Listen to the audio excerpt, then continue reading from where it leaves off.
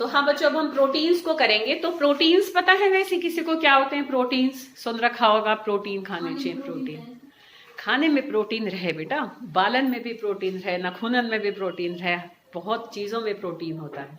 ठीक है, क्या होते हैं basically? They are called building blocks of our body.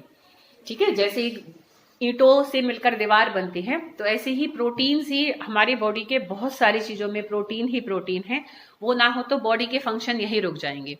और इंडियन डाइट में ये बड़ा अनफॉर्चुनेट है, इंडियन डाइट्स में ज्यादातर प्रोटीन की कमी रहती है। मतलब इंडियन की डाइट को अगर जैसे डाइटिशियन कभी ऑब्जर्व करते हैं ना, तो हम बहुत कम प्रोटीन इंटेक करते हैं। ज्यादातर हमारी डाइट में कार्बोहाइड्रेट्स ही रहते हैं। देखो जैसे रोटी खा ली, अब रोटी में क्या है? वो सारा स्टार्च ही है, तो हम उसमें नहीं ले रहे हैं प्रोटीन। दाल है, थोड़ी बहुत खाएगा कोई, अब दालें महंगी भी हो रही हैं, है ना? तो दाल देखो, अगर कोई वेजिटेरियन है तो उसके लिए सबसे अच्छा प्रोटीन का सोर्स अगर हम डेली यूज में देखें तो वो दाल है। कम से कम भी एक कटोरी या एक कटोरा दाल हमें जरूर चाहे पी जाए पानी की तरह, पर वो बॉडी की नीड है। ठीक है, ऐसे कहते हैं कि जितने किलोग्राम के हम होते हैं उतनी ग्राम प्रोटीन हमें डेली जरूर खानी चाहिए, किसी भी फॉर्म में खानी चाहिए। ठीक है, इसलिए रोटी भी बनाए तो ऐसे ध्यान रखना चाहिए, क्योंकि जैसे मेरे बच्चे बहुत कम खाते हैं सब्जियां, कितनी भी बना लूं नाक मारते हैं, तो फिर मैं रोटी में ही इंतजाम करती हूँ। मैं मतलब खाली गेहूं की मैं कभी भी नहीं बनाती मैं रोटी, मेरी उसमें गेहूं भी रहता है, चना रहता है, वो प्रोटीन का अच्छा सोर्स होता है, सोयाबीन प्रोटीन का अच्छा सोर्स होता है। मैं उसमें सोयाबीन का आटा भी मिलाती हूँ और चने का भी मिलाती हूँ और मक्के का भी मिलाती हूँ। जैसे सर्दियां हैं तो बाजरा भी मिला लिया। ठीक है, और गर्मियों में हम जौ का मिला सकते हैं। क्या कह रही है? कुछ कह रही है कोमल? है ना, कह रहे तो हमें हमेशा मिक्स्ड ऐसे उनकी अनाजों की रोटी खानी चाहिए, ऐसे खाली गेहूं की नहीं खानी चाहिए। ऐसे तो जो गौ चने की नहीं कहते हैं ऐसे कि गौ चने की रोटी, तो वो अच्छा होता है, वो मतलब एक ज्यादा हेल्दियर रोटी है, बजाय कि हम फिर अगर वो बच्चा खाली भी रोटी खाएगा तो उसमें उसको प्रोटीन भी मिल जाएंगे, फैट्स भी मिल जाएंगे, उसको कार्बोहाइड्रेट भी मिल जाएगा, विटामिन मिनरल्स तो थोड़े थोड़े इनमें होते ही हैं। तो वो एक कंप्लीट डाइट खाली रोटी ही हो जाती है। ठीक है, इसलिए देखो दाल चावल आपस में कंप्लीट डाइट है भाई, राइस में स्टार्च है और दाल में प्रोटीन है। ठीक है ना, तो इस तरीके से कॉम्बिनेशन बनाकर हमारी फूड की जो हमारी जो थाली होती है उसमें हमें ये नहीं देखना चाहिए कितने टेस्टी इंग्रेडिएंट्स है, ये देखना चाहिए स्टार्च भी आ रहा है, प्रोटीन भी आ रहा है, सारी चीजें आ रही हैं कि नहीं आ रही हैं। तो ये थोड़ा हमें डाइट का ऐसे ध्यान रखना चाहिए, तो फिर हम बीमार भी कम पड़ते हैं ना राखी है। और दूध, मिल्क अपने आप में एक बैलेंस डाइट है, मिल्क में सब कुछ है। अगर कोई खाली दूध ही पीता है ना, वो सबसे हेल्दियर पर्सन होगा, उसमें एक एक चीज है, उसमें दूध, एक गिलास दूध के अंदर, तो दूध में भी सारी चीजें होती हैं। ठीक है, चलो तो अब मैं तुम्हारी डाइटिशियन ना बनूं, हम प्रोटीन्स पर आते हैं। तो प्रोटीन्स क्या होते हैं? They are the building blocks of our body. Protein condensation polymer होते हैं, ये भी प्रोटीन्स कंडेंसेशन पॉलीमर्स होते हैं बेटा अल्फा अमीनो एसिड्स के। प्रोटीन किसके होते हैं पॉलीमर? Alpha amino acid. अब हम अल्फा अमीनो एसिड को समझेंगे, उसके स्ट्रक्चर को समझेंगे कि what is alpha amino acid. ठीक है, क्या होते हैं ये?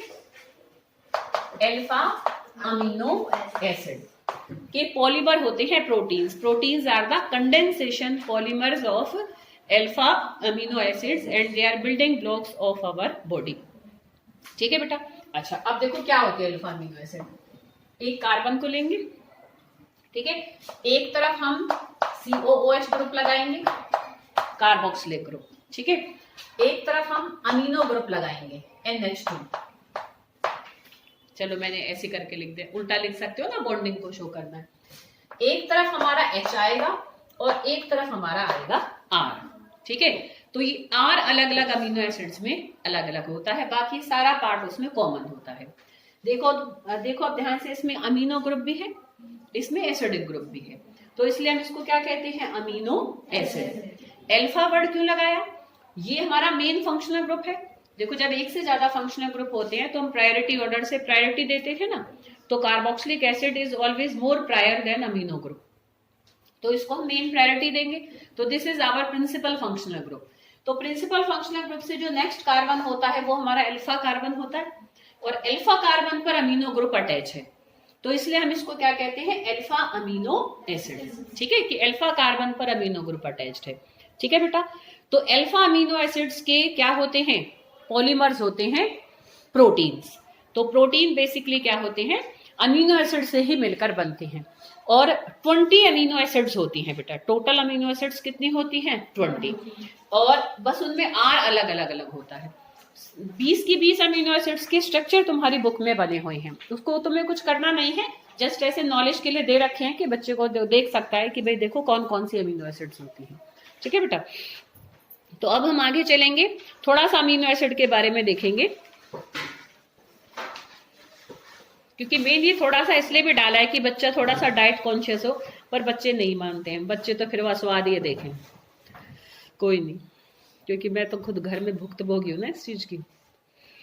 चलो, एज के साथ साथ ये चीजें समझ में आती हैं। आज हमारा काम तुम्हारे अंदर उस चीज को डाल देना है। जिस दिन मैच्योरिटी आएगी ये चीज तुम्हें क्लिक करेगी और तुम टेस्ट छोड़कर हेल्थ की तरफ मूव करोगे कभी ना कभी। हाँ, मैं भी क्योंकि ऐसी थी। हाँ, तो इसलिए मैं कह रही हूँ वो एक टाइम के साथ साथ ही उस चीज की मैच्योरिटी आती है। इतनी जल्दी हम उस चीज को नहीं समझ पाते, जब तो ऐसा लगता है ये तो यूं बोले। तो अभी तो तुम्हें मैं यूं ही बोलने वाली लग रही होंगी, पर एक दिन वो बात आएगी समझ में। चलो नेक्स्ट देखेंगे हम। देखो, इंटरनल साल्ट या ज्विटराइन क्या होता है? ये वर्ड कहीं पहले भी आया था, ज्विटराइन। सुना सुना सा लग रहा है, सुना भी नहीं लग रहा है, सुना भी नहीं लग रहा। अच्छा, वीडियो नहीं देखी थी अमीन्स की? देखी थी, तो वहां तुमने कहीं नहीं सुना? वीडियो सोते सोते देखते थे हैं? सुना था। चलो, प्रीति को ध्यान आ रहा है थोड़ा सा, किसी और को ध्यान आ रहा हो तो चलो, अभी इतना भी ध्यान है तो चलो बताती हूँ कि ज्विटराइन या इंटरनल साल्ट क्या होता है। देखो बेटा, स्ट्रक्चर के अंदर ही within the same structure देखो एसिडिक ग्रुप भी है और बेसिक ग्रुप भी है, और एसिड बेस का आपस में रिएक्शन हो जाता है। तो विद इन द स्ट्रक्चर इसमें क्या हो जाता है कि ये अपना H पॉजिटिव आयन दे देता है और ये उस H पॉजिटिव आयन को ले लेता है, तो ये नेगेटिव चार्ज आ जाएगा और इस पर पॉजिटिव आ जाएगा। ठीक है, तो विद इन द स्ट्रक्चर ही जब एक डाईपोलर आयन बन जाता है due to the presence of both acidic and basic group. ऐसा ही तुम्हारा वहां भी हुआ था जब हमने एनिलीन का रिएक्शन देखा था, एनिलीन का सल्फोनेशन रिएक्शन देखा था, तो उसमें सल्फोनिक ग्रुप आया था। सल्फोनिक ग्रुप SO3H होता है। ठीक है, क्योंकि अब तुम्हें कल इसका टेस्ट देना है तो मैं इसको थोड़ा सा रिवाइज करा दूंगा ना, कल दे देना टेस्ट। ये बहाने मत मारना कि अभी तैयारी नहीं है और कल ले लेना। ये वाली बात को आज ही ध्यान में रखते हुए घर जाकर टेस्ट की तैयारी करनी है। अब बहुत हो गया तुम्हारा। हाँ, ठीक है, इसमें देखो ये बेसिक ग्रुप है और ये एसिडिक ग्रुप है, तो विद इन द स्ट्रक्चर ही ये H अपना इसको दे देता है। अब इस पर हमारा फिर नेगेटिव चार्ज आ जाता है और इस पर पॉजिटिव आ जाता है। तो ऐसे कभी भी with in the structure acidic और बेसिक ग्रुप में आपस में ही H पॉजिटिव का लेना देना जब हो जाता है और एक डाईपोलर आयन बनता है, तो ऐसे डाईपोलर आयन को ही हम ज्विटर आयन कहते हैं। ठीक है, और इंटरनली ही साल्ट की फॉर्मेशन हो गई, कटायन एनायन बन गए, तो अंदर ही अंदर साल्ट बन गया, तो इसलिए हम इसको इंटरनल साल्ट भी कहते हैं। ठीक है, कोई बाहर से हमने कुछ नहीं डाला है, अंदर अंदर ही नेगेटिव पॉजिटिव आयंस बन गए। ठीक है, तो इस डाईपोलर आयन या इंटरनल ये जो साल्ट की फॉर्मेशन होगी, तो इसी को हम ज्विटर आयन या इंटरनल साल्ट कहते हैं। ठीक है बेटा, आगे बात समझ में? कोई दिक्कत? फिर दिक्कत जब भी मत रखा करो जब मैं पूछती हूँ। ठीक है, हाँ, पढ़ा करो बेटा, जाके अच्छे से देखो, कुछ चीज बनानी है तो बनाकर देख लिया करो। नेक्स्ट देखो बेटा, iso electric point of alpha amino acid. देखो बेटा, ये क्या होती है? देखो क्या होता है बेटा कि जैसे कि अब ये हमारी एक अमीनो एसिड बन गई है। ठीक है, अब इसमें अगर तुम ध्यान से देखो, देखो एक वर्ड होता है आइसो इलेक्ट्रिक पॉइंट। हर अमीनो एसिड का ना अपना आइसो इलेक्ट्रिक पॉइंट होता है। अब आइसो इलेक्ट्रिक पॉइंट देखो क्या होता है। देखो जैसे एक अमीनो एसिड है, उसके अंदर तुम देख रहे हो एसिडिक बेसिक कैटायन एनायन दोनों पार्ट बन रहे हैं ना। अच्छा, अब अगर मैं एक अमीनो एसिड को मैं इसको ऐसे ब्रीफ में करके लिख दूं, ऐसे R और ये CO नेगेटिव और NH2 NH3 पॉजिटिव। अब मैंने इसको एसिडिक सोल्यूशन में रख दिया, एक एसिड के घोल में हमने अमीनो एसिड को रख दिया, तो एसिडिक मीडियम से क्या आएगा? H पॉजिटिव आयन आएगा और ये ले लेगा उस H पॉजिटिव आयन को, नेगेटिव आयन ही तो लेगा। तो तब ये कैटायन की फॉर्म में एग्जिस्ट करेंगे, अमीनो एसिड्स करेंगे। कब? अगर हम उसको एसिडिक सोल्यूशन में रखेंगे। अभी जो समझा रहे हो ना, इतना तुम्हें कुछ याद करने की जरूरत नहीं है, तुम्हें लास्ट जस्ट आइसोइलेक्ट्रिक पॉइंट क्या होता है उसको याद रखना है, पर वहां तक हमें पहुंचना पड़ेगा समझ के। ये बात आ गई समझ में? अच्छा, अब अगर मान लो मैं अमीनो एसिड को किसी बेसिक सोल्यूशन में रख दूं, तो ये ले लेगा OH नेगेटिव आयन को, ठीक है ना, ले लेगा ये वाला ग्रुप। तो तब ये हमारा क्या बिहेव करेगा, एनायन। कि एसिडिक सोल्यूशन में तो अमीनो एसिड्स कैसे बिहेव करते हैं, कैटायन की फॉर्म में, और बेसिक सोल्यूशन में कैसे मिलते हैं हमें, एनायन की फॉर्म में। यहां तक आ गए। नहीं नहीं नहीं, 5 बॉन्ड नहीं होंगे बेटा। अगर 5 बॉन्ड, देखो पहले 3 बॉन्ड थे, ठीक है ना, हमारे यहाँ पर कि जब इस NH3 के ऊपर पॉजिटिव चार्ज आया ना, जब हमारा OH नेगेटिव आयन इसके साथ जस्ट रहेगा ना, वो एक इसके पॉजिटिव आयन को जस्ट स्टेबलाइज करने के लिए है, वो साल्ट की फॉर्म में है। जैसे ये नेगेटिव इस पॉजिटिव से स्टेबलाइज हो रहा है ना, इसमें इसकी ऑलरेडी बॉन्ड, हाँ ठीक कह रहे हो कि 4 बॉन्ड तो इसमें है कि ऑलरेडी, और 5वीं ही बनेगी, पर वो आयनिक बॉन्ड होगी, वो जस्ट हमारा उस कैटायन, उस एनायन को न्यूट्रलाइज करने के लिए उसके साथ रहेगा। एक इलेक्ट्रोस्टैटिक अट्रैक्शन रहेगी बस, वो इलेक्ट्रॉन का कुछ नहीं उसमें लेना देना हो रहा है, बस उस पॉजिटिव फील्ड से अट्रैक्ट होकर नेगेटिव आयन उसके पास आ जाएगा। ठीक है बेटा, तो ये यहाँ पर आ गया। तो ये यहाँ पर एक तरीके से क्या हो गया, तुम इनको भी दोनों को भी शो करके भी रख सकते हो, हटा भी सकते हो, ऐसा कुछ बनाना नहीं है अभी, बस उसको समझने के लिए हम कर रहे हैं। हाँ, तो अब ये बात आई समझ में कि बेसिक सोल्यूशन में वो कैसा रहेगा, एनायन की फॉर्म में। अब देखो क्या होता है बेटा कि हर अमीनो एसिड, अब हम अगर मान लो, अब देखो जैसे अब एक हमने अमीनो एसिड ली, एसिड में घोल दिया, अब हमने उसको एक्सटर्नल इलेक्ट्रिक फील्ड में रख दिया, भाई हमने उसके एनोड कैथोड की ऐसे प्लेट्स लगा दी एक बर्तन में, और उस बर्तन में उस घोल को डाल दिया, तो सारी अमीनो एसिड्स कहाँ मूव करके चली जाएंगी, अगर वो एनायन की फॉर्म में है तो सारी मूव कर जाएंगी किसकी तरफ, एनोड की तरफ, और अगर वो कैटायन की फॉर्म में एग्जिस्ट कर रही है तो सारी मूव कर जाएंगी कैथोड की तरफ, होगा ऐसे ही। अब देखो हम क्या करते हैं कि हम अमीनो एसिड को अगर ऐसे घोल में रखा कि ना एनोड की तरफ मूव करे ना कैथोड की तरफ मूव करे, उस पर्टिकुलर सॉल्यूशन की पीएच अगर हमें पता है, ठीक है, देखो ये कैसे होता है, देखो बेटा क्या होता है, अभी तो मैं वहां तक पहुंचाऊं। देखो ये जो R ग्रुप है, ऐसे तो तुम भाई, क्योंकि हम ये सोच सकते हैं, देखो बेटा क्या होता है कि जब हमारी पीएच कम है तो मतलब एसिडिक सॉल्यूशन है, तो अगर पीएच कम है तो तब हमारा वो क्या बिहेव कर रहा है, जब एसिडिक सॉल्यूशन हमने उसको दे रखा है तब वो हमारे कैटायन की फॉर्म में है ना, जब पीएच कम है तब वो कैटायन की फॉर्म में है, जब पीएच ज्यादा है तो वो एनायन की फॉर्म में है। हम धीरे धीरे पीएच बढ़ाएंगे, हम जो एसिडिक सॉल्यूशन था उसको हल्का हल्का बेसिक करना शुरू करेंगे, समझ रहे बेटा, कि जब कैटायन से एनायन के बीच की भी एक अवस्था आएगी कोई, कि जैसे जैसे हम उसकी पीएच को चेंज करेंगे तो किसी एक पर्टिकुलर पीएच पर ऐसा होगा कि अमीनो एसिड्स के सॉल्यूशन में इलेक्ट्रिक पोल्स की तरफ मूवमेंट रुक जाएगी, ना वो एनोड की तरफ मूव करेगा ना वो कैथोड की तरफ मूव करेगा। तो जिस पर्टिकुलर पीएच पर कोई अमीनो एसिड का घोल ना एनायन की तरफ मूव करता ना कैटायन की तरफ मूव करता, वो वाला पीएच उस अमीनो एसिड का आइसोइलेक्ट्रिक पॉइंट कहलाता है। ठीक है, अब हम ये कहेंगे कि वो तो सबका फिर एक ही होना चाहिए, सब में तो एक ही एसिडिक और बेसिक ग्रुप नजर आ रहा है, पर वो बेटा सबका अलग अलग होता है क्योंकि सब में R अलग अलग है। ये R कई बार खाली सिंपल नहीं होते हैं, ये R कई बार खाली इतना सिंपल भी होता है कि H भी होता है, जैसे ग्लाइसिन जो अमीनो एसिड होती है उसमें ये हमारा R क्या होता है, H ही होता है खाली। अब बड़ा भी हो सकता है, मान लो CH2CH2COH, मतलब इस R के अंदर भी एसिडिक ग्रुप भी हो सकते हैं और इसी R के अंदर बेसिक ग्रुप भी हो सकते हैं, तो वो भी तो इन्फ्लुएंस करेंगे पीएच को। समझ में आ रही बेटा ये बात? तो एक अमीनो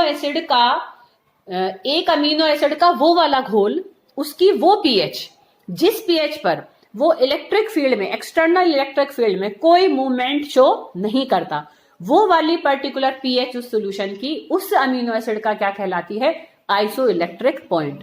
आया समझ में? ठीक है, दोबारा बताऊं, देखो बेटा कि ठीक है, वो पहले का मैं यहां तक तुम्हें लेकर आई थी कि तुम्हें फिर ऐसे पता कैसे लगेगा कि मूवमेंट कब रुक रही है। तो अमीनो एसिड को जब हम किसी भी सॉल्यूशन में घोलते हैं, ठीक है बेटा, ऐसे टेस्ट करके हर अमीनो एसिड का हमने निकाला हुआ है आइसोइलेक्ट्रिक पॉइंट। ठीक है, तो अमीनो एसिड का जब हमने सॉल्यूशन बनाया तो सॉल्यूशन की वो वाली पीएच जिस पर एक्सटर्नल इलेक्ट्रिक फील्ड में वो अमीनो एसिड्स के मॉलिक्यूल्स नेट मूवमेंट कहीं भी शो ना करें, ना एनोड की तरफ ना कैथोड की तरफ। ठीक है बेटा, तो उस वाले सोल्यूशन की पीएच उस सोल्यूशन की क्या कहलाती है, आइसोइलेक्ट्रिक पॉइंट कहलाता है। तो जो मतलब पीएच है, अब वो पीएच किसी के लिए 6 भी हो सकती है, वो पीएच किसी के लिए 9 भी हो सकती है, किसी के लिए 7 भी हो सकती है। ठीक है बेटा, आइए बात समझ में। तो the pH of solution of an amino acid in which there is no net migration of amino acids towards any electrode, तो that pH is called its isoelectric point। Clear बेटा, आई बात समझ में।